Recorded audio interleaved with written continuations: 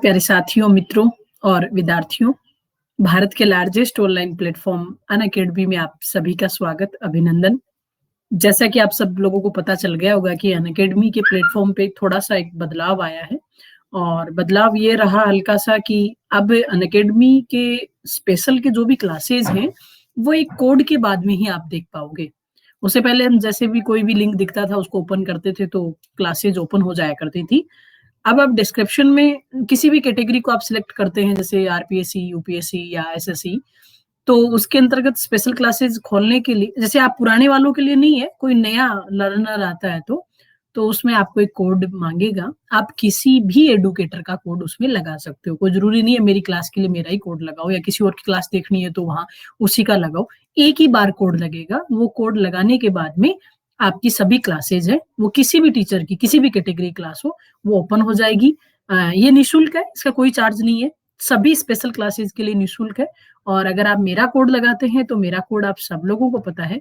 मेरा कोड है DRPRIYANKA। इस कोड के साथ आप जितनी भी अनअकैडमी प्लेटफॉर्म की स्पेशल क्लासेस है, वो आप देख सकते हैं, ठीक है? और ये भी आपको पता होगा कि इस मंथ की जो स्पेशल क्लासेस हैं, वो मेरी आज से ही शुरू हो रही हैं। ये मेरी पहली इस मंथ की स्पेशल क्लास है। रवि कुमार टठेरा साहब, अमरजीत, मनोज पारासर जी, रमन झाझड़िया जी, रामराज चौधरी जी, प्रवेश चौधरी जी, पापा की परी चौधरी जी, सोनू सैनी जी, छात्राबड़ी वाले, पूनम योगी जी, जयराज मीणा जी, प्रिंस कुमार, चंद्रावती कुमारी, मरुगंधा विराट जी, जगदीश ताखर साहब, सब लोगों का बहुत-बहुत स्वागत। सर मोस्ट वेलकम आपका क्लास में ताखर सर। विकास कुशवाहा जी नमस्कार और प्यारे साथियों तो हम चालू करते हैं इन क्लासेज को।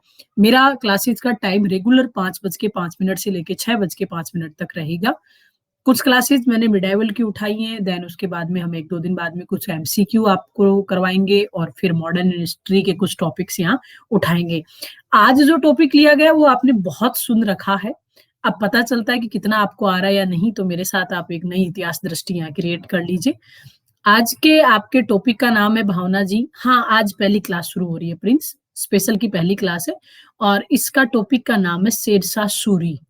शेरशाह सूरी एक शख्सियत हुई हिंदुस्तान में। आप सब लोग शेरशाह सूरी के लिए बहुत कुछ जानते रहे हो। जब भी हम मुगलों का इतिहास पढ़ते हैं, मध्यकालीन भारत में जब भी हम मुगल काल पढ़ते हैं, तो मुगल काल अधूरा रहता है अगर शेरशाह सूरी और उसके सूरवंश को नहीं देखते हैं तो।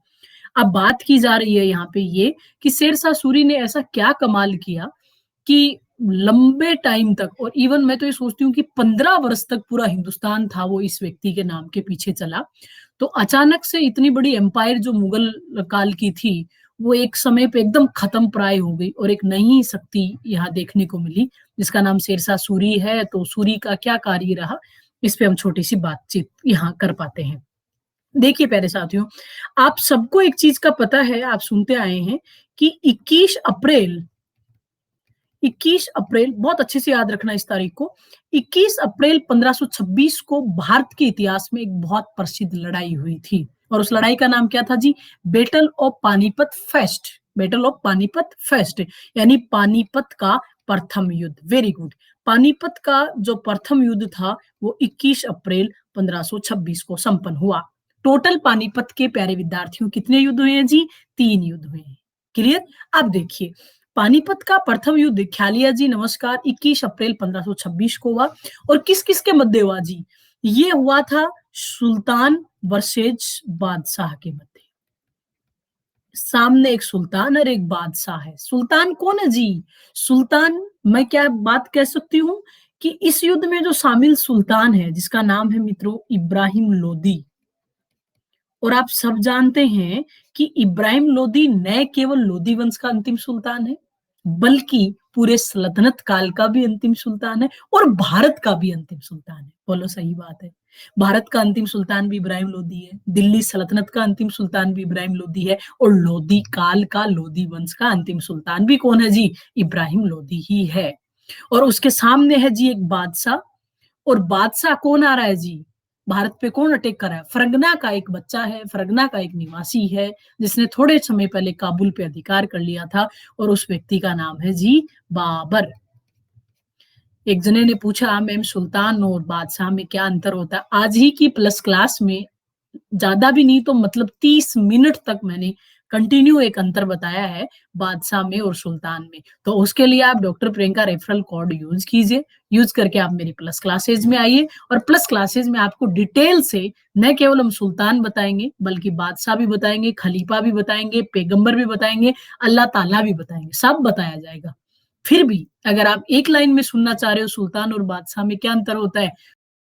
वालों आपको तो पता है ना, सुल्तान और बादशाह में अंतर खलीफा के पद की मान्यता को लेके होता है। जिन्होंने खलीफा की मान्यता को स्वीकार किया, वो सब सुल्तान कहलाए और जिन्होंने खलीफा को स्वीकार नहीं किया, स्वयं को खलीफा कहा कि हम तो खुद ही खलीफा हैं जी, वो सब इतिहास में क्या कहलाते हैं जी? बादशाह कहलाते हैं। बोलो सही बात है। क्लियर? आप देखिए, पानीपत का प्रथम युद्ध 21 अप्रैल 1526 को इब्राहिम लोदी और बाबर के मध्य संपन्न हुआ। आप सभी जानते हो कि इसने भारत का भविष्य चेंज कर दिया।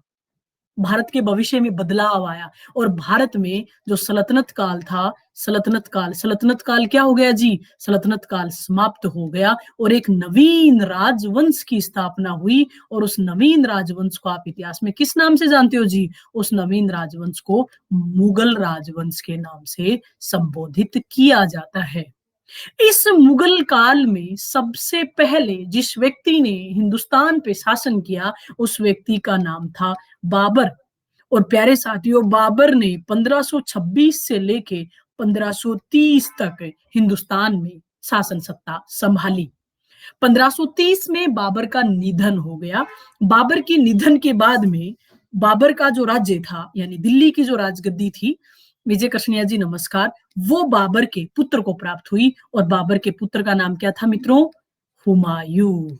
जानते हो, एक लाइन आती है, एक लेनपुल बहुत बड़े इतिहासकार हुए। ये जो सवाल है ना, ये आपके हुमायूं वाला, ये 2013 के आरएस मेंस में 10 नंबर का सवाल था और लैंग्वेज ये थी कि लेनपुल ने कहा हुमायूं जीवन भर लड़खड़ाता रहा और लड़खड़ाते हुए ही उनकी मृत्यु हो गई। आप इस कथन से कितना सहमत हैं? समालोचनात्मक विवेचन कीजिए। रविंद्र कुमार जी नमस्कार, ललित सामरिया जी नमस्कार। उसमें हमको हुमायूं की जीवनी, हुमायूं के द्वारा किए गए जो भी संघर्ष रहे भारत में वो बताने थे और लास्ट में किस प्रकार हुमायूं की मृत्यु हुई, वो एक महल में सीढ़ियों में से गिर के वो मृत्यु को प्राप्त हो जाता है, वो पूरा हमको समालोचनात्मक विवेचन वहां प्रेजेंट करना था। और उसके बाद में जैसे मैंने शेरशाह सूरी इसलिए उठाया कि 2013 की ही आरएस मेंस में ये 20 नंबर का सवाल था, शेरशाह सूरी वर्सेज मारवाड़ संघर्ष, यानी हमारे जो राजा मालदेव थे राजस्थान के, उनके मध्य जो गिरी सुमेल का युद्ध हुआ था 1544 वाला, उस पे बड़ा सवाल था। और वो लाइन आई, सिंपल सवाल ये पूछा था कि मैं मुट्ठी भर बाजरे के लिए हिंदुस्तान की बादशाहत खो चुका ही था, बस लास्ट टाइम पे कुछ ऐसे सहयोग बने कि बादशाहत बच गई। ये कथन किस राज्य, किस अभियान, किस राजा के संबंध में था, विवेचन कीजिए। और वहां पूरा गिरी सुमेल का युद्ध और हमको शेरशाह सूरी वर्सेज मालदेव जो संबंध थे उनको बताना था। तो सवाल इस प्रकार के आपके यहाँ उठेंगे। अंकिता मीणा जी, धीरज चौधरी जी नमस्कार। तो देखिए, मुगल राजवंश में बाबर शासक बने। बाबर ने 1526 से लेकर 1530 तक राज किया। बाबर के बाद में शासक बना उनका बेटा हुमायूं। हुमायूं के काल में गड़बड़ी हो गई। देखिए, आपको कुछ कोई बात ठीक भी लगेगी, कुछ कोई गलत भी लगेगी। हुमायूं था, हुमायूं कुल 4 बेटे हैं। एक का नाम हुमायूं है, एक का नाम कामरान है, एक का नाम अस्करी है और एक का नाम हिंदाल है। 4 बच्चे हैं। अब स्थिति ये हुई कि बाबर ये चाहता था कि मेरी मृत्यु के बाद में मेरे बच्चे खुश रहें, राज्य के लिए लड़ाई झगड़े नहीं करें, आपस में राज्य बांट लें। तो उसने अपने बड़े बेटे हुमायूं को कहा, बेटा मेरी मृत्यु के बाद में तू शांति रखना, तू सबसे समझदार है। और हुमायूं से सबसे बड़ी चूक यही रही कि उसने अपने पिता की मृत्यु के बाद में अपना पूरा साम्राज्य था वो अपने भाइयों में बांट लिया। उसने कामरान को काबुल कंधार दे दिया, अस्करी को संभल वाला क्षेत्र दे दिया, हिंदाल को मेवात का क्षेत्र दे दिया और बाकी बचा दिल्ली के आसपास का क्षेत्र था वो खुद ने रख लिया। और प्यारे मित्रों, आप सब जानते हो, राजतंत्र की पहली विशेषता ये होती है कि आपका प्रतिद्वंदी जो गुट है वो बहुत कमजोर होना चाहिए। क्यों?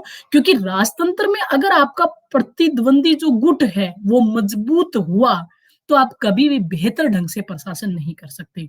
अगर आपका आंतरिक प्रशासन, लगातार कलह की स्थिति में है, लगातार गृह युद्ध वहां चल रहे हैं, तो आप विदेश नीति क्या खाक बनाओगे? बताना जरा, नहीं चला सकोगे ना।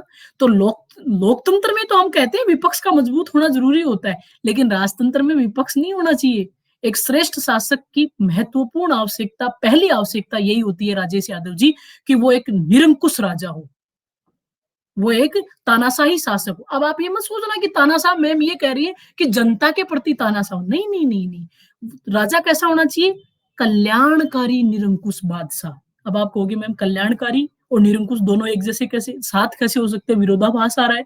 कल्याणकारी जनता के प्रति और निरंकुश अपने विरोधियों के प्रति, ऐसा ही होना चाहिए। अशोक 99 भाइयों को मार के शासन गद्दी प्राप्त नहीं करता तो शायद अशोक कभी इतना महान होता ही नहीं। आपको लगने के लिए बुरा लगता होगा कि 99 भाइयों को मारा, अगर वो 99 भाइयों को नहीं मारता तो सदैव गृह युद्ध की स्थिति में रहता, सदैव गृह युद्ध की स्थिति में रहता। कोई भी वो अखिल भारतीय राज्य क्रिएट नहीं कर सकता। तो उसने अपने विरोधियों को कंट्रोल किया। तो यहाँ स्थिति थी कि हुमायूं से गड़बड़ हो गई। हुमायूं ने पूरा राज्य अपने पिता के कहने पे भाइयों को बांट दिया और जब जरूरत पड़ी तो किसी भाई ने उसका साथ दिया नहीं। खैर जो भी रहा। अब देखिए हुमायूं ने, प्यारे मित्रों, कहते हैं 1530 से लेके 1540 तक जैसे तैसे करके शासन किया, लेकिन कहते हैं 1539 में ही खतरा मंडरा रहा है। और खतरा किसका मंडरा रहा है जी? एक अफगान नेता है, अफगान जाति का नेता है, मुसलमान ही है हालांकि, जिसका नाम है शेर शाह। और शेर शाह ने उसके नाक में दम कर दिया, नासूर बन गया शेर शाह।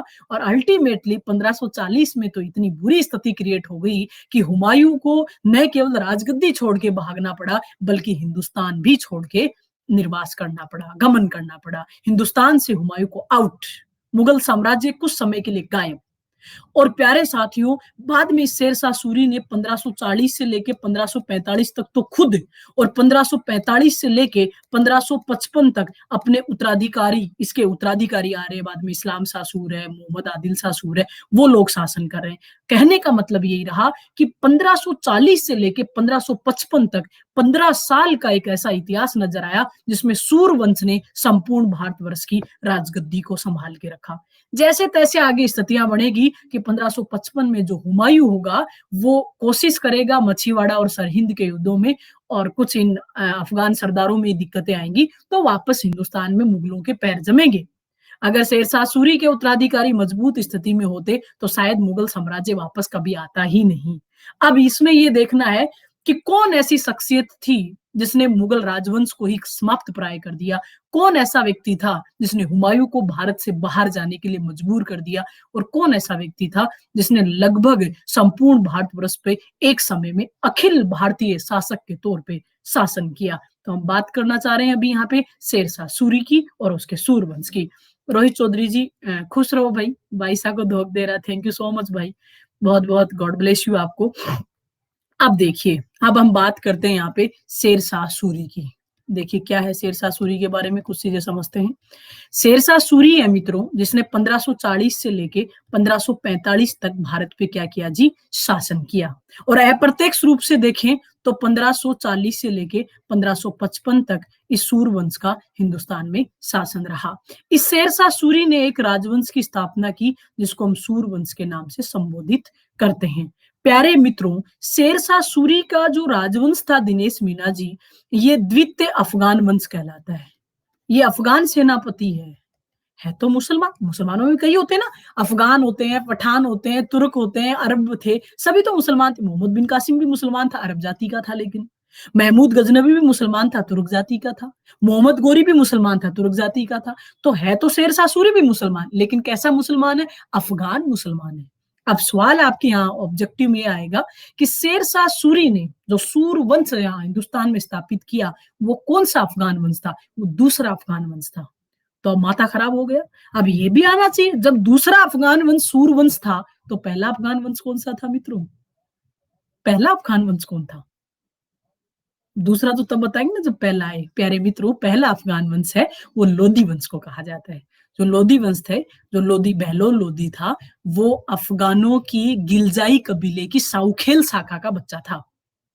तो पहला अफगान वंश है वो बहलोल लोधी का लोधी वंश माना जाता है। और दूसरा अफगान वंश है भारत का, वो कौन सा माना जाता है जी? शेरशाह सूरी का सूर वंश माना जाता है। बेटा आज यूट्यूब क्लास नहीं थी, मेरा यूट्यूब का आज सेशन था वैसे, लेकिन आगे अनअकैडमी की तरफ से स्ट्रीम की नहीं आई। हम ओबीएस स्टूडियो पे पढ़ाते हैं यूट्यूब में, तो स्ट्रीम की आती है। ऐसे हम उसमें लाइव नहीं जा सकते, तो उन्होंने कहा कि मैम मूव नहीं हुआ आपका सेशन, हम कल से रखेंगे। तो आज उन्होंने मेरी क्लास रखी नहीं दिनेश जी, तो कल से मेरी 4 से साढ़े 4 यूट्यूब क्लास रहेंगी और उसमें हम किसी अच्छे मुद्दे पे बातचीत करेंगे। तो आज आप मेरी स्पेशल लीजिए। अब देखिए मित्रों, तो शेरशाह सूरी ने द्वितीय अफ़गान वंश की बातचीत यहाँ हुई। शेरशाह सूरी की एक खास बात आपको बताना चाह रहे हैं, जो आपको ताज्जुब होगा कि मैम इतना इतना दूरदर्शी व्यक्ति था क्या? देखिए, प्यारे मित्रों, इस शेरशाह सूरी का जो जन्म था, वो 1472 के आसपास हुआ। हालाँकि एक और इतिहासकार हैं, हेमचंद्र कानूनगो साहब। कानूनगो साहब कहते हैं, नहीं-नहीं साहब, इनका जन्म तो 1486 में हुआ था। 1486 में, लेकिन फिक्स डेट अभी तक हमारे पास पता ही नहीं है। इतनी बड़ी शख्सियत के बारे में ऐसे विरोध है, विरोधाभास है। इतिहासकार सहमत नहीं है कि कब जन्मा, लेकिन फिर भी ज्यादातर इतिहासकार कहते हैं कि 1472 में इनका जन्म हुआ। और जन्म हुआ कहाँ पे जी? बेजवाड़ा में। कहाँ पे हुआ जी? बेजवाड़ा। ये जो बेजवाड़ा है, ये वर्तमान में पड़ता है आपके होशियारपुर में। और होशियारपुर कहाँ पड़ता है जी? होशियारपुर पड़ता है पंजाब। तो यानी पंजाब क्षेत्र के होशियारपुर में एक छोटा-सा रियासत है बेजवाड़ा, जहाँ इनका जन्म हुआ। इनके हाँ, पंजाब में पड़ता है। इनके पिताजी थे हसन खां। इनके पिताजी थे हसन खां, और जो हसन खां थे, डॉक्टर सिमरन आहूजा जी नमस्कार। पिताजी हसन खां जौनपुर के जागीरदार थे। जौनपुर का साम्राज्य आप पढ़ोगे, जौनपुर में सरकी नामक बहुत फेमस साम्राज्य रहा है, जिसको हिंदुस्तान का सिराज बोलते हैं, उसी राज्य की बात कर रहे हैं।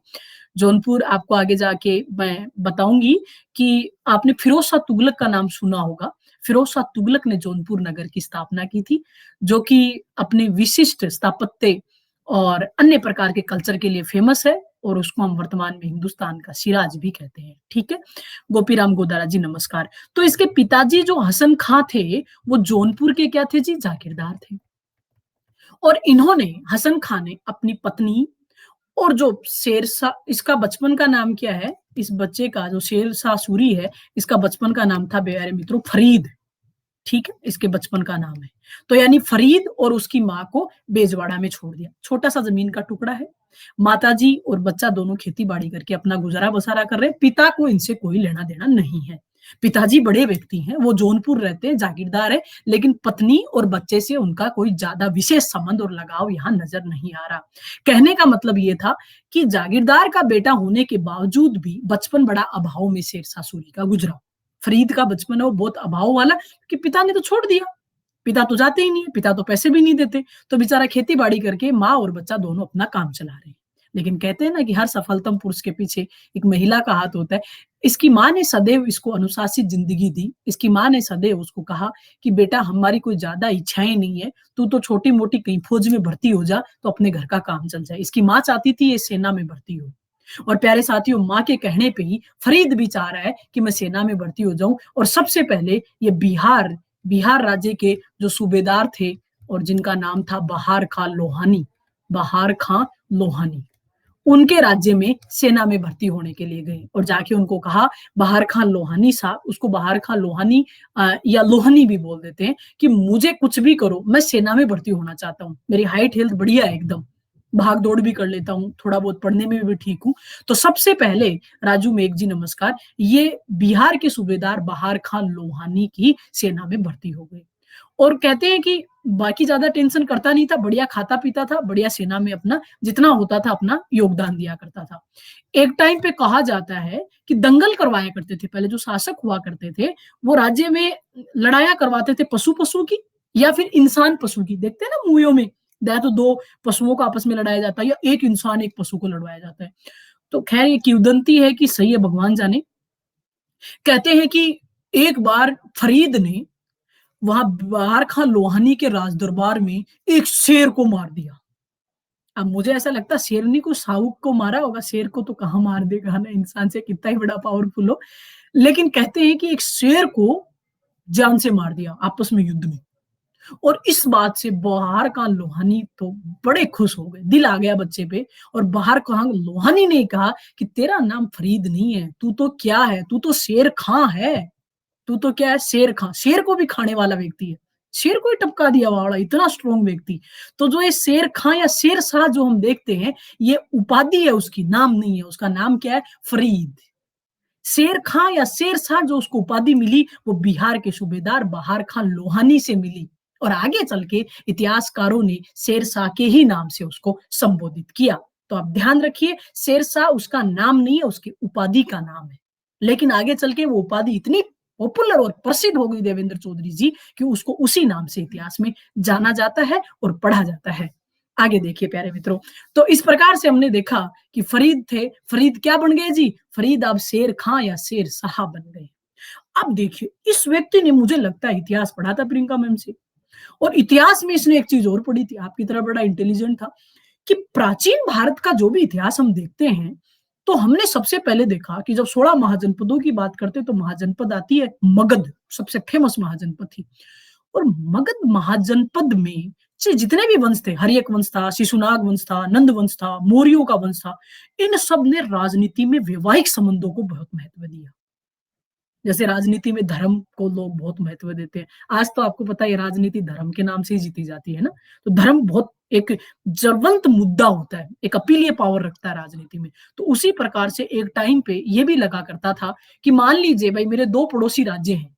एक मान लीजिए कि दोनों ही मेरे से मजबूत हैं। तो दोनों मजबूत है तो मान लीजिए मुझे सिंपल सी बात है मेरे ऊपर अटैक कर लेंगे और मैं उनके साथ वैवाहिक संबंध बना लूँ, वैवाहिक संबंध बना लूँ। एक के एक की छोरी को खुद ब्याह लाऊँ और एक के मेरी बहन को ब्याह दूं या छोरी को ब्याह दूं, बात खत्म। अब दोनों राज्य सदैव मेरे को बचा के चलेंगे, दोनों राज्य सदैव मेरे को बचा के चलेंगे, चलेंगे कि नहीं? मैं एक का मैं दामाद हूँ, एक का मैं दामाद हूँ, उसको पता है इसके कुछ हुआ तो माली छोरी तो गई विधवा हो जैसी, बोलो होगी कि नहीं? और दूसरे वाले भी भाई दूसरा का मैं समधी हूँ, तो वो भी बचा के चलेगा। तो कोई भी मेरे ऊपर तीसरी शक्ति आक्रमण करने आएगी, तो सबसे पहले तो बापड़े वो लड़ेंगे, मरेंगे, अपने 56 इंच के सीने पे घाव वही खाएंगे, मेरे को तो बहुत बाद में निपटा जाएगा। तो वैवाहिक संबंध बहुत मजबूत होते हैं राजनीति में और आज भी हम देखते हैं होते ही हैं। तो सबसे पहले एक बिंबिसार नामक व्यक्ति था और बिंबिसार ने सबसे पहले वैवाहिक संबंधों को राजनीति में शामिल किया और उसने कौशल देवी, पता नहीं प्रसेनजीत की बहन से भी विवाह कर लाया, छलना से कर लाया, खेमा से कर लाया, कितनी सारी महत्वपूर्ण राजकुमारियों से उसने विवाह करके अपनी स्थिति को मजबूत करवाया। चंद्रगुप्त मौर्य की स्थिति देखते ही हैं, हिंदुस्तान से भी बाहर जाके अंतरराष्ट्रीय विवाह करके लाया और सेल्यूकस निकेटर की छोरी हेलेना को ही शादी करके हिंदुस्तान ले आया। ये लो, अब यूनानी लोग हैं वो भारत के साथ हैं, भारत की वैज्ञानिक सीमा निर्धारित कर दी ना, तो इस बात को शेरशाह सूरी भी जानता है। शेरशाह सूरी को भी पता है कि भाई मैं एक इतने गरीब परिवार से उठ के आया हूँ, एक साधारण सी सैनिक की मेरी हैसियत है, अगर मैं वैवाहिक संबंधों को मेरी राजनीति का हिस्सा बनाऊं तो मैं दिन दुगुना रात चौगुना बढ़ सकता हूँ। प्यारे साथियों, कहते हैं कि अब जब ये बहुत विश्वास पात्र व्यक्ति है, बहार खां लोहानी उस पे बहुत विश्वास करता है, तो बहार खां लोहानी ने उसको अपना जो अंतःपुर है, यानी जो अपना राजप्रसाद है, महल है, उसका अधीक्षक बना दिया कि तू राजमहल में क्या चल रहा है पूरा तू ही देखा कर शेरशाह, तेरे तू ही सबसे ज्यादा विश्वास पात्र है। अब इसका मतलब ये हुआ कि जो बहार खां लोहानी की जो बेगमें है, पत्नियां हैं, उनके सबसे नजदीक कौन होगा जी? शेरशाह सूरी होगा कि नहीं? क्योंकि वो अंतःपुर को देखता है, रनिवास का निरीक्षण का कार्य उसी के पास है। अब एक दिन ये हुआ कि बहार खां लोहानी का क्या हो गया जी? निधन हो गया, अकस्मात मृत्यु हो गई। अब बहार खां लोहानी की मृत्यु होने के बाद में सबसे विश्वास पात्र कौन है वहां पे? शेरशाह ही है। तो सबसे पहले शेरशाह सूरी ने बहार खां लोहानी की जो विधवा थी जिसका नाम था दूदू बेगम, उस दूदू बेगम को कहा कि देखिए मैं मेरी तो इतनी गुस्ताखी माफ कीजिए बेगम साहिबा, मैं इतना महान तो नहीं हूँ, लेकिन फिर भी मैं चाहता हूँ कि मैं सदैव आपको एक मालिक की तरह ही मानूंगा। आप चाहो तो मेरे से निकाह कर लीजिए, मैं गारंटी से आपको खुश रखने की कोशिश करूंगा। छोटा है हालांकि उम्र में, दूदू बेगम से उम्र में भी काफी छोटा है, लेकिन उसको उससे कोई मतलब नहीं है ना दूदू बेगम से, उसको तो मतलब क्या, एक तो बिहार का पूरा राज्य मिलेगा दूदू बेगम के साथ, दूसरा दूदू बेगम यानी बहार खां लोहानी की जितनी प्रॉपर्टी थी, सेना थी, सब किसका होगा जी? शेरशाह सूरी का हो जाएगा। और शेरशाह सूरी ने और देखो दुख की घड़ी में कोई भी हमको इमोशनली टचमेंट देता है तो हम उसकी तरफ खिंचते चले जाते हैं, ये एक ह्यूमन नेचर है, बोलो है कि नहीं? अगर कोई रो रहा होता है और अगर आके हमको दुश्मन भी सहानुभूति देता है तो एक टाइम के लिए वो हमारे लिए सबसे नजदीक होता है दुनिया में। और प्यारे साथियों, सबसे पहले शेरशाह सूरी ने बाहर का लोहानी की विधवा दूदू बेगम से निकाह किया और अपनी स्थिति को बहुत मजबूत बनाया। सामान्य सैनिक से न केवल सेनापति बना बल्कि बिहार का सूबेदार या शासक बन गया। बोलो सही बात है कि नहीं? दूसरी विशेष बात, प्यारे साथियों, वहीं पे पास में एक किला था, चुनार का किला बोलते हैं उसको। और चुनार का किला उस जमाने के जितने भी फोर्ट थे, उनमें सबसे धनवान किला माना जाता था। चुनार के लोगों के पास बहुत धन संपत्ति संसाधन थे। और चुनार का किलेदार था ताज खां। और ताज खां को शेरशाह सूरी ने मार दिया, युद्ध में आपस में मार दिया। तो अब चुनार के किले की पूरी प्रॉपर्टी खाली पड़ी है। और वो तो पड़ी है, जो ताज खां था, उसकी पत्नी है जिसका नाम है लाड मलिका, वो विधवा हो चुकी है। अब शेरशाह सूरी ने सबसे पहले दुदू बेगम को विश्वास में लिया कि बेगम साहिबा, मैं आप मोहब्बत तो आपसे ही करता हूँ, लेकिन आपको पता है मोहब्बत से काम नहीं चलता, गांधी जी ज्यादा इंपॉर्टेंट होता है।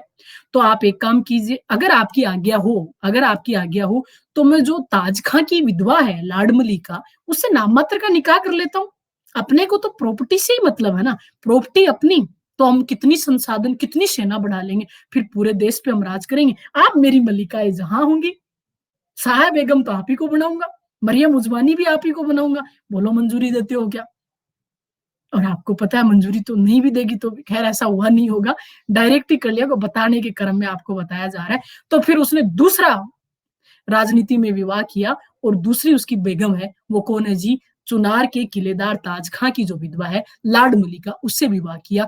इन दो विवाहों से शेरशाह सूरी को बहुत सारी प्रॉपर्टी मिली, बहुत बड़ा नाम मिला, खूब सारे संसाधन मिला, धन मिला, सेना मिली, एक राज्य मिला। बोलो सही बात है कि नहीं? अपनी स्थिति को बहुत इस व्यक्ति ने मजबूत किया। उसके बाद में जब उसको ये हो गया कि मेरे पास आवश्यकता अकॉर्डिंग बढ़िया सेना है, संसाधन है, पैसा है, मैं इन पैसों से मेरी सेना को और मजबूत कर सकता हूँ। सेना को मजबूत करूंगा तो मेरे साम्राज्य में विस्तार हो सकता है। Simple fact. और अनुशासित था। देखो ये विवाह तो मैं आपको एक कहानी के तौर पे बता रही थी। बहुत अनुशासित जीवन है इसका, बहुत न्यायप्रिय शासक है शेरशाह सूरी।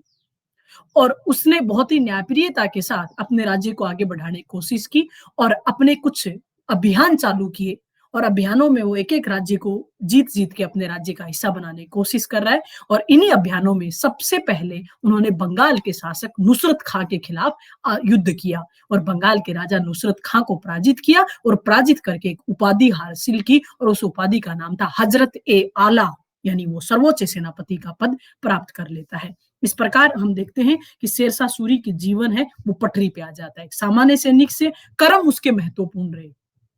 कर्म बहुत अच्छे किए उस व्यक्ति ने, पहली बात तो ये। दूसरी बात, वो बुद्धिमत्ता में और अनुभवों में हैदर था मित्रों।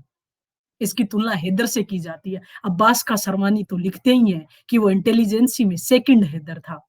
बुद्धिमान था, अनुभवी था, बचपन में स्ट्रगल किया, जानता है, कुछ नहीं रखा वैवाहिक संबंधों में कि चलो मैं मेरे से 10 साल, 15 साल छोटी कन्या को लाऊं तो ही मतलब मैं ज्यादा कोई बड़ा बनूंगा, ऐसा कुछ नहीं है।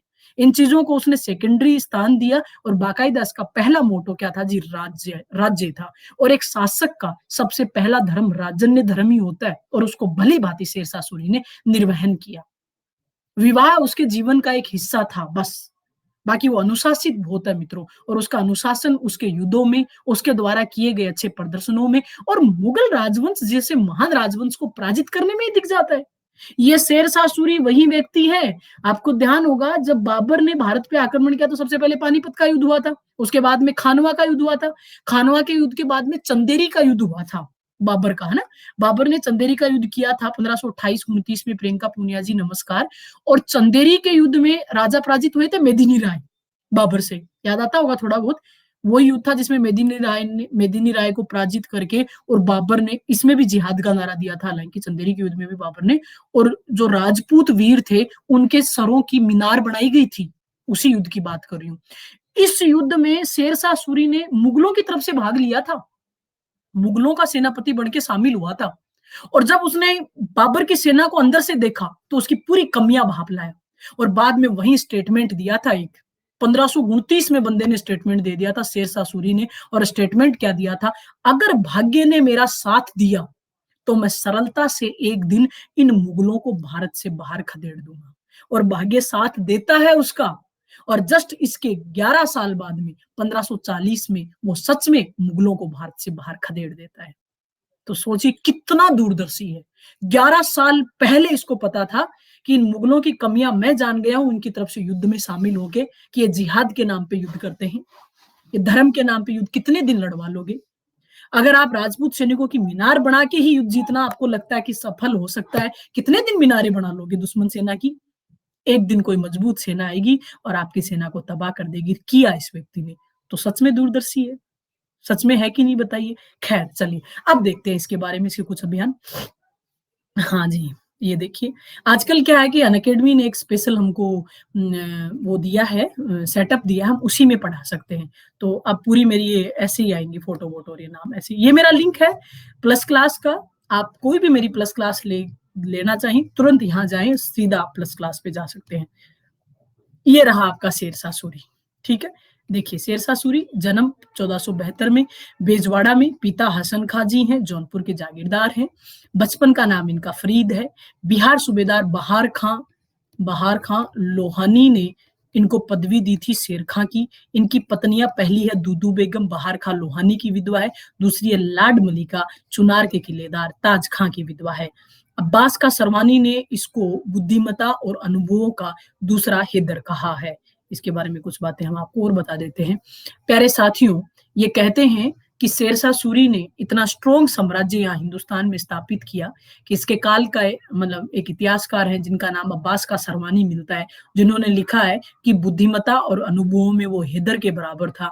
अब्बास का सरवानी ने ही एक बात और लिखी है कि ये इतना ज्यादा न्यायप्रिय शासक था, इतना ज्यादा न्यायप्रिय शासक था कि इसके समय में एक ऐसे मरने वाली महिला है, मतलब जराशीर्ण महिला का मतलब जैसे नाम आता है जराशीर्ण महिला, जराशीर्ण कि ऐसी महिला की आज टपक जाए कल टपक जाए, मतलब ऐसे मरने की लास्ट का गार पे है। और उस महिला के सर पे एक आभूषणों की टोकरी रख दी और बुढ़ी को छोड़ दिया रात को कि बुढ़िया माँ आप यहाँ से चलो चांदपोल से और मानसरोवर गेट के हाथ लगा के आ जाओ। अब सोचो आज 2020 में भी कोई महिला रात को अकेले निकल जाए क्या? पॉसिबल है? और चलो महिला तो निकल जाए, पैदल पैदल चली जाए क्या? और चलो पैदल भी चली जाए, 100 साल की डोकरी चली जाए क्या? चलो 100 साल की डोकरी भी चली जाए, लेकिन सिर पे ऐसे बढ़िया वाला 20 30 50 लाख का सोना लेके चली जाए क्या? पॉसिबल है क्या? लड़के तो छोड़ो लड़के ही लूट लाए लड़के तो छोड़ो लड़के ही लूट लाए, है ना। तो कहते हैं अब्बास का सरवानी ने इसकी मतलब ये एक स्टेटमेंट है ओनली, इससे ये साबित होता है कि इसके काल में न्यायप्रियता देखिए आप। अब्बास का सरवानी ने लिखा कि शेरशाह सूरी के राज्य की न्यायप्रियता इतनी प्रसिद्ध थी, संदीप चीनिया जी नमस्कार, नेकराम चौधरी जी नमस्कार, कि एक जराशीर्ण वृद्ध महिला के सर पे आभूषणों की टोकरी रख दी और उसको राज्य में भेज दिया रात्रि में। किसी चोर लुटेरे डाकू की हिम्मत नहीं थी कि उस महिला की तरफ आंख उठा के भी देख ली। तो इससे केवल इतनी सी बात साबित होता है कि बहुत मजबूत, न्यायप्रिय, कल्याणकारी और निरंकुश शासक अपने समय में शेरशाह सूरी रहा होगा। अब देखिए शेरशाह सूरी के अभियानों की हम बात करते हैं। यही देखिए यहाँ पे बताएगी। इतिहासकार अब्बास का सरवानी ने इसको बुद्धिमता और अनुभवों का दूसरा हैदर कहा है मित्रों। और सरवानी ने लिखा है कि एक जराशीर्ण वृद्ध महिला सिर पर आभूषण भरी टोकरी लेकर निकल पड़ी, किसी ने भी उससे छीनी नहीं। तो ये उसकी उस मजबूती को दिखा रहा है। हेमराज खटाना जी नमस्कार सर। अब देखिए शेरशाह सूरी के अभियानों की बात करें। पहला जो अभियान था शेरशाह सूरी का वो 1529 में संपन्न हुआ और किसके विरुद्ध हुआ जी? बंगाल के विरुद्ध। और बंगाल का शासक था नुसरत शाह है।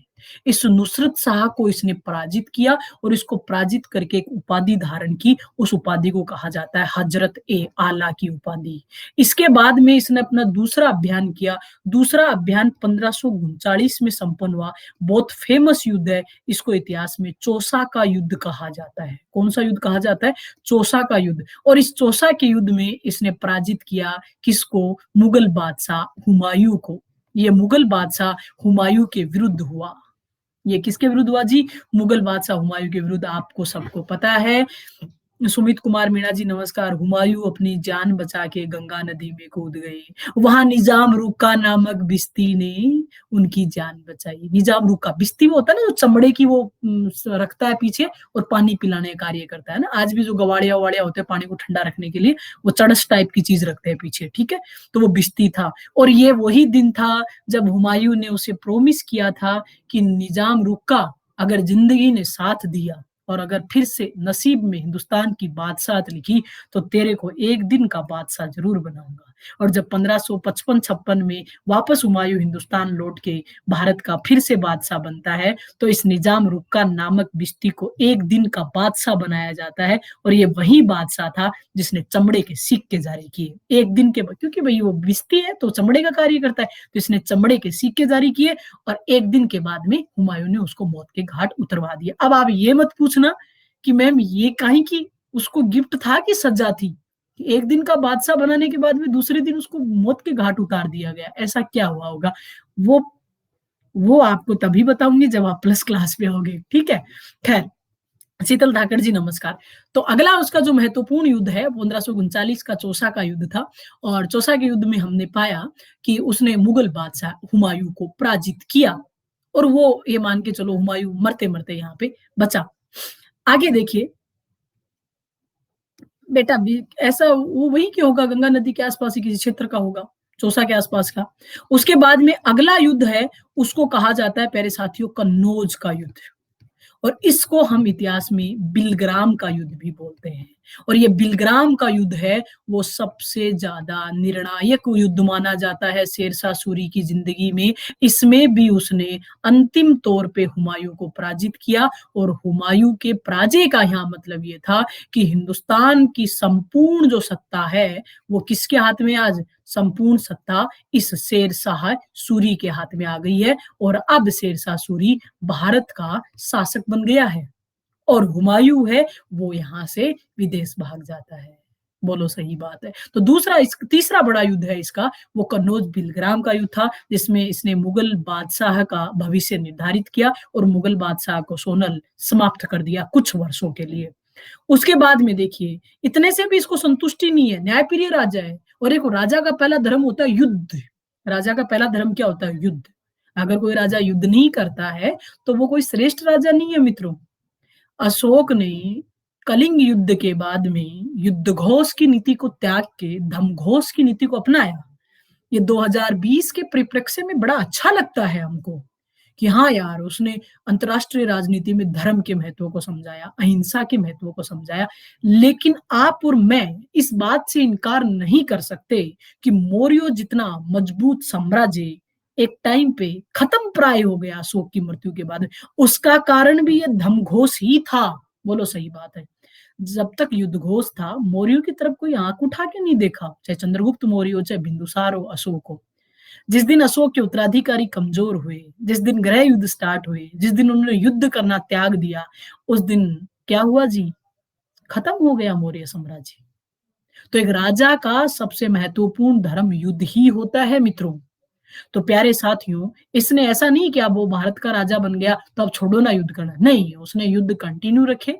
और जो भी उसके प्रतिद्वंदी राज्य थे या जो भी उसकी सॉवरेंटी को स्वीकार नहीं कर रहे थे, संप्रभुता को मानने से इनकार कर रहे थे, उनको एक एक को पराजित करके शेरशाह सूरी ने अपने राज्य का हिस्सा बनाया, सूरवंश का हिस्सा बनाया। उसके बाद में उसने 1542 में अपना अगला अभियान किया मालवा के विरुद्ध, और मालवा का शासक था मल्लू खां। मेरा ही नाम है देखो, मल्लू खां। इसी से प्रभावित होकर मेरा नाम मल्लू रखा गया घर वालों ने, है ना। उसके बाद इसको हम कादिर खां भी बोलते हैं मित्रों। मल्लू खां को हम क्या भी बोल देते हैं जी, कादिर खां। और इसमें भी सिंपल सी बात है, विजयी कौन हुआ जी, शेरशाह सूरी विजयी हुआ। उसके बाद में उसने अपना अगला अभियान किया 1543 में, और अगला अभियान किया इसने रायसीन के विरुद्ध। रायसीन मध्य प्रदेश में, ये मालवा भी मध्य प्रदेश में पड़ता है। रायसीन के विरुद्ध किया। मैम आज आपकी क्लास बेटा आज लगी बहुत दिन बाद में, 10 दिन बाद में, 10-15 दिन बाद में स्पेशल क्लास पे आई हूँ। 1543 में रायसीन के विरुद्ध ये अभियान किया, और रायसीन का शासक था हिंदू राजा था यहाँ का, जिसका नाम था पूरनमल। बस शेरशाह सूरी ने अपनी जिंदगी में कोई खराब काम नहीं किया, एक काम को छोड़ के।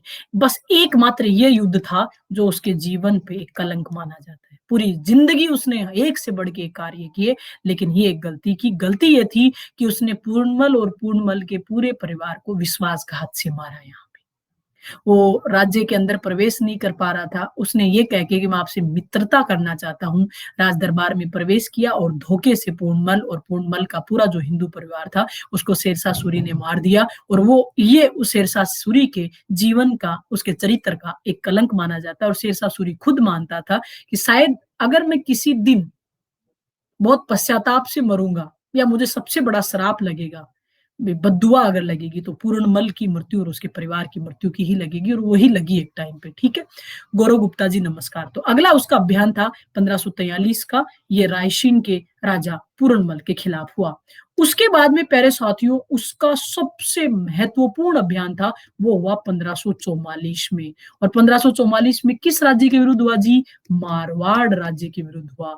और मारवाड़ का शासक कौन था जी इस समय? इस समय मारवाड़ के राजा का नाम था राजा मालदेव। ये राव गंगा का बेटा है। राजा मालदेव किसका बेटा है? पितरंता। ध्यान आ गया ना, पिता को मार के राजा बना। लेकिन फारसी इतिहास का इसे हस्मत वाला राजा बोलते हैं, भाग्यवादी राजा बोलते हैं। अब मुझे समझ में नहीं आता भाग्यवादी क्यों बोला रे मित्रों? भाग्यवादी क्यों कहते हैं मालदेव को? बड़ा अभी विचित्र सा सवाल ना। बाप को मार के राजा बना, पत्नी उमादे जिंदगी भर रूठ के बैठी रही। पत्नी उमादे ब्याह के पहले दिन से इसे नाराज होके बैठी है, कभी इसके हाथ, कभी इसको टच भी नहीं करने दिया अपनी बॉडी को, है। शेरशाह सूरी के सामने राजा मालदेव पराजित हो रहा है, फिर भी नाम क्या? हसमत वाला राजा, भाग्यवादी राजा। खैर चलिए, राजस्थान की हिस्ट्री में आप पूछिएगा अपने गुरुजी से। आइए देखिए, 1544 में इसने मारवाड़ के विरुद्ध युद्ध किया। मारवाड़ के उस समय राजा थे राजा मालदेव। युद्ध का नाम था गिरी शुमेल का युद्ध। युद्ध का नाम क्या था? गिरी शुमेल का युद्ध। कहाँ हुआ जी? राजा राम बड़गुजर जी नमस्कार। गिरी सुमेल आज वर्तमान में पड़ता है प्यारे साथियों जेतारण। और जेतारण कहाँ पड़ता है? रे पाली। यानी जो जेतारण पाली, पाली पहले मारवाड़ में ही आएगा, ठीक है, मारवाड़ जो रियासत है उसी का हिस्सा है ना। तो जेतारण पाली के आसपास गिरी शुमेल का ये प्रसिद्ध युद्ध हुआ 1544 में, राजा मालदेव और शेरशाह सूरी के मध्य। प्यारे साथियों, कहते हैं कि इस युद्ध में जो राजा मालदेव साहब थे, उनके जो सेनापति थे, सब नाम जानते हो, एक का नाम था जेंता और एक का नाम था कुंपा। इन दोनों ने बहुत ही अच्छे से इस युद्ध का नेतृत्व किया और सूर सेना को धूल चटा दी यहाँ पे। या मैं कहूँ सूर सेना को एकदम ऐसे पैर उखाड़ दिए। सूर जो शासक था शेरशाह सूरी, उसको ये लगने लग गया कि शायद मेरा यहाँ जीतना बड़ा मुश्किल है, मैं नहीं जीत पाऊंगा। और कहते हैं युद्ध भूमि में ही ऐसा पहली दफा हुआ कि नमाज मगरिब पढ़ने बैठ गया शेरशाह सूरी। जो सायकाल की नमाज होती है जिसको हम नमाज मगरिब बोलते हैं, तो नमाज मगरिब के लिए बैठ गए कि हे अल्लाह ताला, मेरे से गलती हो गई कि मैं इस मुट्ठी भर बाजरे के लिए हिंदुस्तान की बादशाह खोने आया हूँ, मुझे इस बार बचा दे। मैं आज के बाद में इन राजपूतों की तरफ तो कभी नहीं देखूंगा, राजस्थान में तो भगवान कसम कभी नहीं आऊंगा, है ना। तो प्यारे साथियों, कहते हैं कि शेरशाह सूरी के जीवन का सबसे कलिष्ठ युद्ध ये माना जाता है। और शेरशाह सूरी के मुंह से अन्यायास निकल पड़ा कि मुठ क्या मारवाड़ से मैं क्या ले लूंगा, क्या है मारवाड़ में उस टाइम, राजस्व में क्या ले लूंगा, थोड़ी सी बाजरी। और उस बाजरी के लिए मैं मेरी पूरा हिंदुस्तान की बादशाह खो देता थोड़ी सी देर में, अगर अच्छे से मेरा भाग्य साथ नहीं देता तो हे अल्लाह ताला, इस बार रहमत कर दे मेरे पे, अपनी रहनुमाई मुझ पे दिखा दे, मैं अगली बार यहाँ नहीं आऊंगा। लेकिन हाँ, फिर भी ये कहना पड़ेगा कि जीत आखिर में किसकी हुई जी? मालदेव, इसकी, सॉरी, शेरशाह सूरी की ही हुई। इस शेरशाह सूरी का जो अंतिम अभियान रहा प्यारे मित्रों, वो 1545 में हुआ। और 1545 में उसने कालिंजर दुर्ग के विरुद्ध अभियान चलाया। कालिंजर मध्य प्रदेश में ही पड़ता है और कालिंजर के शासक थे उस समय कीरत सिंह है। कीरत सिंह को इसने युद्ध में पराजित किया। यहीं पे कहते हैं कि एक प्रक्षेपास्त्र था जिसका नाम था उक्का। ये सवाल आएगा परी में आपके, उक्का नामक प्रक्षेपास्त्र, यानी प्रक्षेपास्त्र का मतलब छोटी छोटी तोपे दागने का एक छोटी सी मशीन टाइप की चीज मानो, जिसमें छोटी छोटी तोपे भर के हम किले पे फेंकते हैं, ठीक है। तो उक्का नामक प्रक्षेपास्त्र में वो कुछ गोला बारूद डाल रहा था और वहीं पास में बारूद का ढेर था। तो एक चिंगारी उछल के उस बारूद के ढेर में गिर गई और वो बड़ा विस्फोट हुआ और उस विस्फोट के साथ ही हमने शेरशाह सूरी को हमेशा हमेशा के लिए 1545 में कालिंजर में ही खो दिया। इस प्रकार कहने का तात्पर्य यही था कि 1529 में बंगाल की नुसरत शाह से लेके 1545 तक कीरत सिंह के विरुद्ध उसके जो अभियान चलाए गए, लगभग जितने भी उसने अभियान किए, वो एक भी अभियान उसका ऐसा नहीं रहा जिसमें असफल रहा। शेरशाह सूरी ने अपनी जिंदगी में जितने भी युद्ध किए, वो सभी युद्धों में क्या रहा जी, वो सफल रहा। तो हमने पाया कि वो प्रशासनिक दृष्टि से, वो राजनीतिक दृष्टि से एक बहुत ही मजबूत शासक था। क्या नाम बेटा, क्या कह रहे हो राजेंद्र भट्ट गुर्जर जी, किसका पूछ रहे हो? भाई प्रशासनिक दृष्टि से तो पता चल गया ना, मजबूत शासक है। और दूसरी बात, प्रशासनिक दृष्टि से तो मजबूत है ही है, उससे भी ज्यादा मजबूत किससे जी, वो अपने द्वारा किए गए सुधारात्मक कार्यों से, कल्याणकारी कार्यों से। बहुत कल्याणकारी शासक है। सड़कें भी बना रहा है, सराय भी बना रहा है, मुद्रा का मानकीकरण भी कर रहा है, मकबरे भी बना रहा है, दुर्ग भी बना रहा है, स्थापत्य कला को लेके भी बहुत कार्य किया है, लोक कल्याण को लेके भी बहुत कार्य किया। तो न्यायप्रिय सुल्तान अपने आप हुआ ना, कि एक राजा की श्रेष्ठता इसी बात से नहीं दिखती कि वो युद्ध कितने जीतता है, इस बात से भी दिखती है कि वो प्रजा के प्रति कितना समर्पण रखता है, प्रजा से कितना प्रेम करता है। तो शेरशाह सूरी ने एक के बाद एक युद्धों में फतेह हासिल की, एक राजनीतिक योग्यता का प्रदर्शन दिया, एक श्रेष्ठ सैनिक होने का यहाँ प्रदर्शन उसने दिखाया, उसके साथ ही एक न्यायप्रिय शासक होने का भी परिचय उसने अपने कार्यों में दिया। तो अब छोटी सी झलक आपको दिखाते हैं शेरशाह सूरी के द्वारा किए गए रचनात्मक कार्यों की। देखिए मित्रों, ये हमने देखा, ये देखिए, ये कन्नौज का युद्ध हो रहा है, कन्नौज चौसा वाला। और ये देखिए, ये आपका मारवाड़ का अभियान, ठीक है, 1544 में जो गिरी सुमेल का युद्ध है, इसमें दिखाया जा रहा है। ये राजा मालदेव है, ये राजा मालदेव है घोड़े पे, और इधर ये कौन है जी, शेरशाह सूरी है। शेरशाह सूरी देखो, बोलो सूरी बेन सू, बोलो सूरी बेल बेल सू, गिरी घाट घमसान, मुट्ठी खातर बाजरी खोदे तो हिंदुस्तान। मारवाड़ी में एक कहावत आ रही है, हालांकि शेरशाह सूरी ने तो इसको इस भाषा में नहीं बोला, आगे राजस्थान के इतिहासकारों ने इसको अपनी मारवाड़ी भाषा में लिखा, बोलो सूरी बेण सू गिरी घाट गमसान, मुट्ठी खातर बाजरी खोदे तो मैं अब तो हिंदुस्तान है। ये वाली बात आ रही है यहाँ पे। और देखिए, हमने सभी युद्धों को यहाँ देखा। सोनू जी नमस्कार। ये बंगाल का युद्ध, ये चौसा का युद्ध, ये कन्नौज का युद्ध, ये मालवा का युद्ध, रायसीन का युद्ध, मारवाड़ का अभियान और कालिंजर का अभियान। आप चाहे सबको यहाँ याद रखें नहीं रखें, एक तो कन्नौज चौसा के युद्ध को आपको याद रखना है 1539 में, एक कन्नौज का युद्ध जिसको हम बिलग्राम का युद्ध भी बोलते हैं, इसको आपको याद रखना है, और एक आपका ये गिरी सुमेल का जो युद्ध था मारवाड़ वाला, इसको आपको याद रखना है। ये 3 युद्ध हैं, ये आपको थोड़ा सा ध्यान रखना है, इनमें से कई बार सवाल आपके उड़ते हैं। ग्रीश मालव जी नमस्कार, बड़ा लेट आ रहा है छोरा, कहाँ रहता है तू? अब देखिए, शेरशाह सूरी के कुछ हम रचनात्मक कार्यक्रमों को देखें।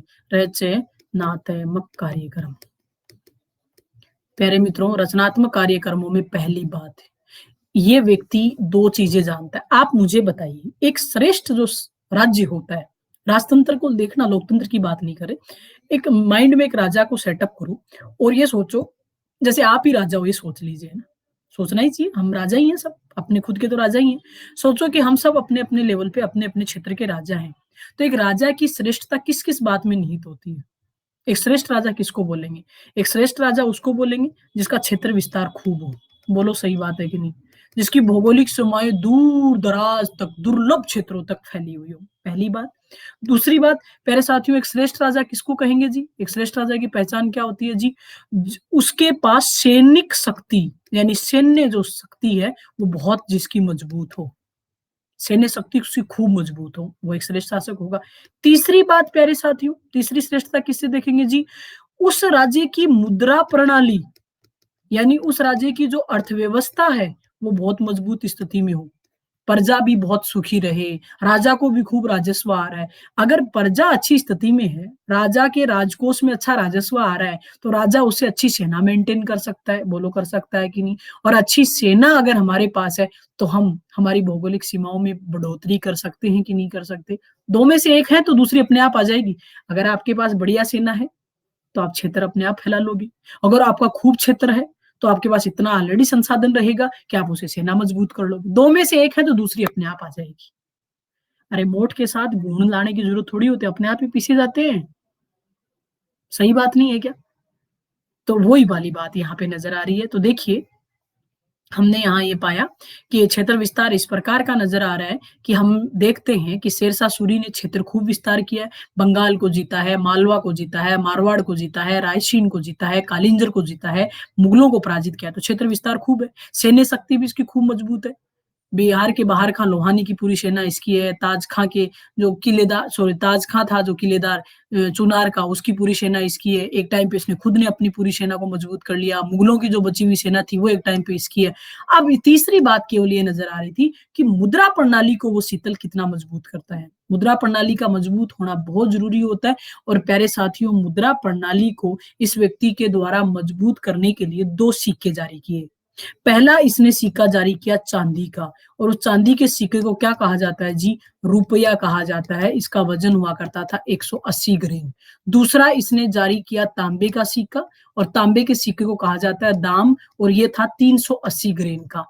प्यारे मित्रों आप भी जानते हो रुपया और दाम आज भी चलता है।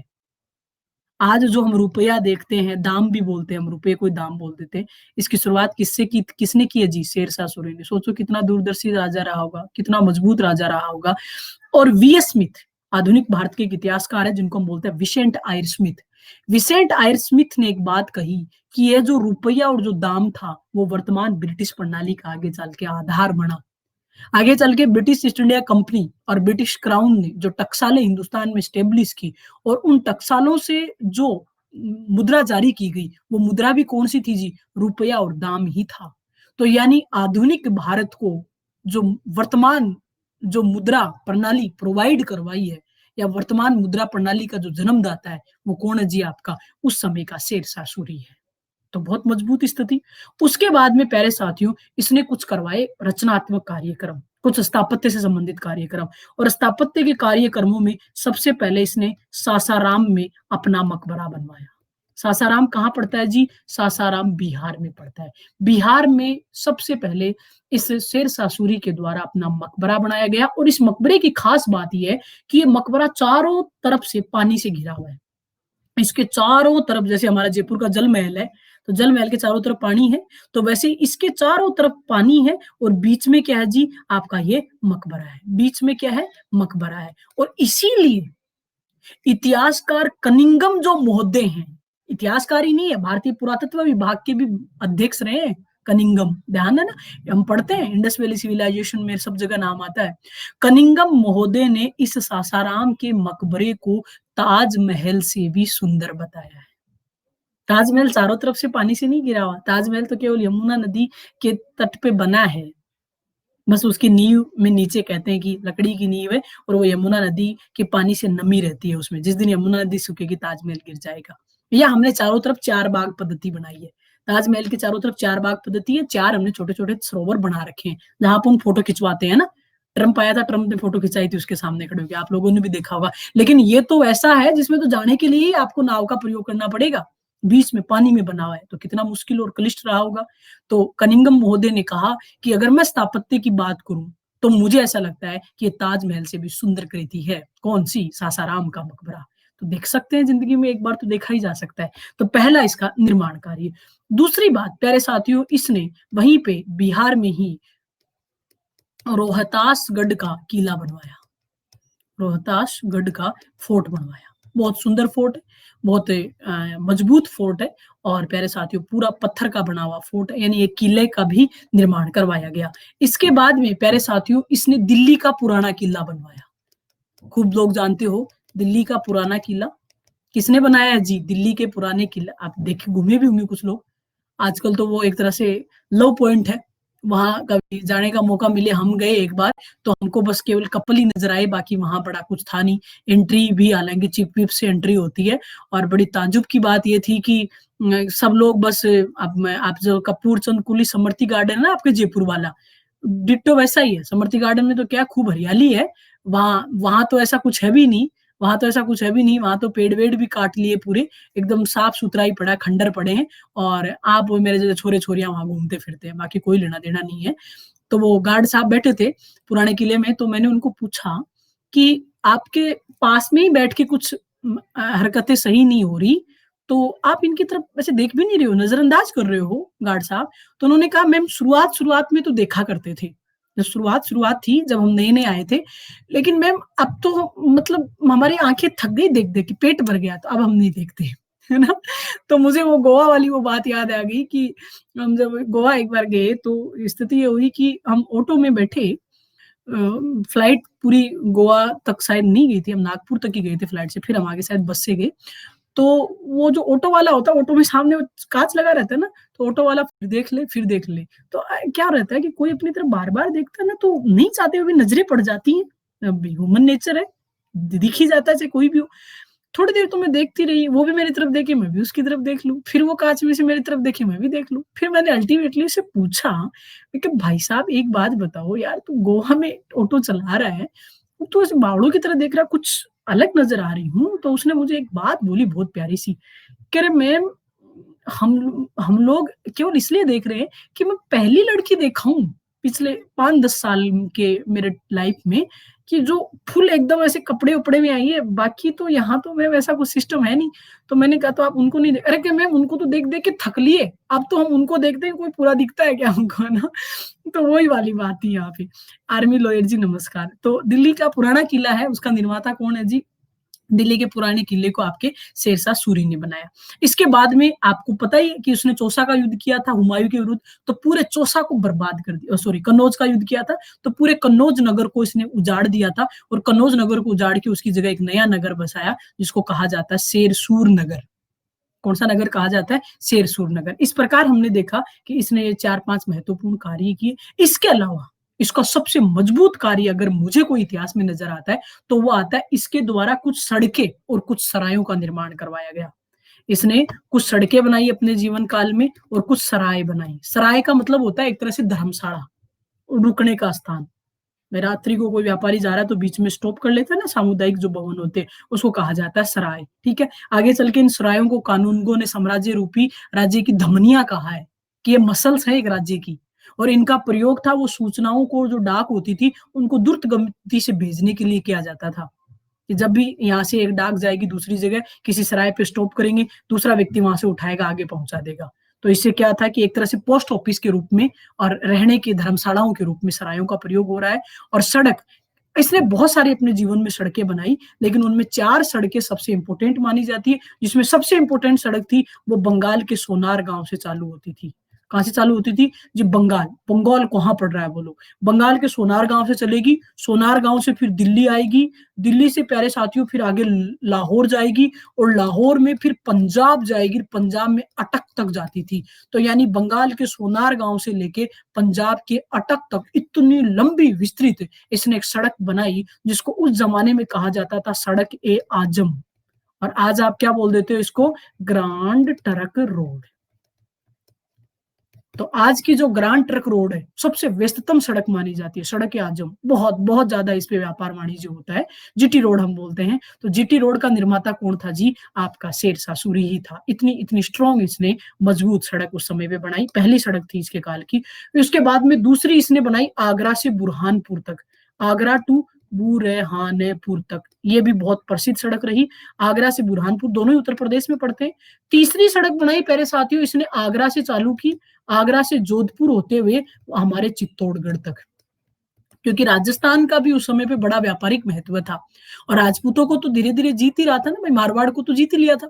तो फिर मारवाड़ को जीतने के बाद में वो चित्तौड़ तक लेके गया। भावी भविष्य में वो चाह रहा था कि मैं चित्तौड़ तक के क्षेत्र को अपने क्षेत्र सूर राज्य में शामिल करूँगा। वो बात अलग है कि उससे पहले ही उसकी ज़िंदगी ने उसका साथ नहीं दिया और उसको जाना पड़ा। अगर वो थोड़ा-सा समय और ज़िंदा रहता तो शायद मारवाड़ के बाद में मेवाड़ पे भी वो अधिकार करने की कोशिश करता। इसी चीज़ को ध्यान रखते हुए देखो उसने सड़क भी बनाई है। और उसकी लास्ट सड़क है वो प्यारे साथियों लाहौर से चलती थी और लाहौर से मुल्तान तक फैली हुई थी। ये 4 प्रसिद्ध सड़कें थी वो शेरशाह सूरी ने अपने जीवन काल में निर्मित करवाई। कहने का मतलब केवल इतना सा ही था कि शेरशाह सूरी न केवल एक योग्य शासक था, न केवल एक महत्वपूर्ण कुशल प्रशासक था, न केवल एक न्यायप्रिय बादशाह था, बल्कि इसके साथ ही साथ एक कल्याणकारी, एक जनहितकारी शासक भी वो रहा। उसने अपनी प्रजा के लिए भी बहुत महत्वपूर्ण कार्य सदैव किए। आगे देखिए मुद्रा का मानकीकरण इसके द्वारा किया गया है। इसके अलावा सासाराम का मकबरा इसने बनाया है, रोहतासगढ़ का किला बनाया है, दिल्ली का पुराना किला बनाया है, शेरसूर नगर बसाया है, सड़कों और सरायों का निर्माण करवाया, सड़क-ए-आज़म बनाई जिसको ग्रांड ट्रक रोड बोलते हैं। ये जो दिख रहा है आपको, देखो चारों तरफ पानी दिख रहा है आपको, देखो चारों तरफ वाटर है, और ये बीच में क्या है जी, सासाराम का मकबरा है। और ये क्या दिख रहा है आपको, रोहतासगढ़ का फोर्ट दिख रहा है। नवीन बिश्नोलिया जी नमस्कार। ये दोनों निर्माण किसके हैं, शेरशाह सूरी के हैं। उसके बाद में उसने आगरा से बुरहानपुर, आगरा से जोधपुर होते हुए चित्तौड़ तक, और लाहौर से मुल्तान तक सड़कें बनाई। शेरशाह सूरी ने 1700 सराय बनाई। कानूनगो ने लिखा कि ये साम्राज्य रूपी शरीर की धमनियां है। ये आपके RS प्री 2015 का सवाल था कि कानूनगो ने किसे साम्राज्य रूपी शरीर की धमनियां कहा है, तो सरायों को कहा है प्यारे साथियों। कार्य था इनका डाक और सूचनाओं को द्रुत गति से भेजना। 1545 में कालिंजर अभियान के दौरान उका नामक ये भी एक बार सवाल आ गया आपके, उका नामक प्रक्षेपास्त्र चलाते समय बारूद के ढेर में आग लगने के कारण शेरशाह का निधन हो गया। शेरशाह ने युग के खलीफा की उपाधि धारण की। प्यारे मित्रों, शेरशाह सूरी की मृत्यु के बाद में उसका उत्तराधिकारी इस्लाम शाह सूर बना, और इस्लाम शाह सूर की मृत्यु के बाद में उसका उत्तराधिकारी मोहम्मद आदिल शाह सूर बना। मोहम्मद आदिल शाह सूर ने खेतड़ी, जो आपके खेतड़ी का नाम है रेवाड़ी, हरियाणा में पड़ता है। निर्मला जी नमस्कार, मनप्रीत जी नमस्कार। तो यहाँ रेवाड़ी का एक नमक विक्रेता था जिसका नाम था हेमू। उस हेमू को अपना वजीर बनाया, और ये हेमू वही व्यक्ति है जिसने आगे चल के विक्रमादित्य की उपाधि धारण की। ये अंतिम विक्रमादित्य माना जाता है भारत का। इसके बाद में कोई विक्रमादित्य नहीं हुआ। और उस हेमू विक्रमादित्य के साथ ही हुमायूं के सेनापति बैराम खां का युद्ध हुआ 5 नवंबर 1556 को, जिसे हम इतिहास में द्वितीय पानीपत का युद्ध बोलते हैं। और यहाँ कहते हैं कि सूर शक्ति का साथ नहीं दिया भाग्य ने, और फिर से ये हुआ कि सूर शक्तियां पराजित हो गई और हिंदुस्तान में पुनः से मुगलों का अधिकार हो गया। और हम ये भी देखते हैं, मुगलों का अधिकार तो एक तो ये हो ही रहा है, इससे पहले भी जब ये सूर वंश के उत्तराधिकारी आपस में लड़ रहे हैं, तो हुमायूं ने मछीवाड़ा और सरहिंद के युद्धों में सूरों को पराजित किया, और पराजित करके फिर से हिंदुस्तान की बादशाहत प्राप्त की। दीपिका कुमारी जी नमस्कार। लेकिन हुमायूं बहुत लंबे टाइम तक उस पद पे नहीं रह पाया। कहते हैं कि मात्र मतलब लगभग साल भर भी शासन नहीं किया होगा कि 24 जनवरी 1556 में जो दीनपनाह महल था, दीनपनाह महल की सीढ़ियों से गिरने के कारण हुमायूं की मृत्यु हो गई। और लेनपुल ने कहा हुमायूं जीवन भर ही लड़खड़ाता रहा, और लड़खड़ाते हुए ही मृत्यु को प्राप्त हो गया। उसके बाद में सूर वंश में कोई उतना मजबूत शासक रहा नहीं कि वापस से स्थिति को कंट्रोल कर सके। लेकिन इधर मुगलों का भाग्य साथ दे रहा है कि हुमायूं तो चाहे ज्यादा मजबूत नहीं था, लेकिन हुमायूं की जो पत्नी है हमीदा बानो बेगम, उसकी कोख से एक महान बादशाह का उदय हुआ, जिसको हम बोलते हैं अकबर। तो उधर अकबर जैसा महान राजा हो गया, तो फिर सूरवंश कभी चाह के भी उठ नहीं पाया। कोशिश भी की, हालांकि पंजाब में सिकंदर शाह सूरी था, दिल्ली में इब्राहिम शाह सूरी था, आगरा में आदिल शाह सूरी बैठा था, उधर बंगाल में मोहम्मद शाह सूरी बैठा था। ये सब लोग कोशिश तो लंबे टाइम तक करते रहे, लेकिन इतना मजबूत कोई नहीं है जो अकबर की बराबरी कर सके। और इसी कारण से हम देखते हैं कि ये अंतिम दूसरा अफगान वंश था, वो समाप्त प्राय हो गया, और हिंदुस्तान में पुनः से किनका राज आ रहा है जी, मुगलों का राज आ रहा है। बोलो सही बात है। और इस प्रकार फिर भी केवल ये कहना का मतलब यहाँ रहा कि शेरशाह सूरी ने इतना कुछ होने के बावजूद भी लगभग खुद 5 साल तक और अपने राज्य को 10 साल तक घसीटते हुए 15 साल तक सूरवंश को एक मजबूत स्थिति भारतीय इतिहास में प्रदान करवाई। और आज भारतीय इतिहास की बहुत महत्वपूर्ण आवश्यकताओं में एक आवश्यकता ये भी रहती है कि जब भी मुगल वंश के इतिहास को पढ़ा जाता है, शेरशाह सूरी को बहुत इज्जत, सम्मान और नाम के साथ स्मरण किया जाता है। इसी के साथ ये क्लास पूरा होता है। कल फिर मिलेंगे किसी एक नए टॉपिक के साथ। तब तक के लिए जय हिंद, जय भारत। और मेरा प्लस क्लास का टाइमिंग है वो 1:45 से लेके 3:45 चल रहा है। मैं मिडाइवल हिस्ट्री इस बार वहां ले रही हूँ।